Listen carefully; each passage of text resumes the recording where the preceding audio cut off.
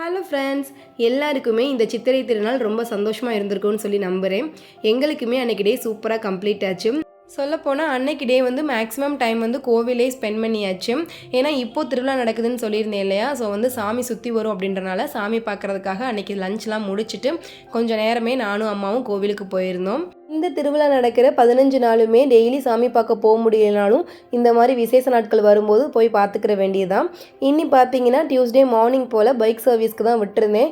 So delivery எடுக்கணும் அப்படின்றனால தம்பிங்களுக்கு skating கிளாஸ்லாம் முடிஞ்சதுக்கப்புறம் நானும் தம்பிங்களும் சேர்ந்து போய் தான் பைக்கை டெலிவரி எடுத்தாச்சு. வரும்போதே ஜூஸ்லாம் குடிச்சிட்டு அப்படியே வீட்டுக்கு வந்துட்டோம்.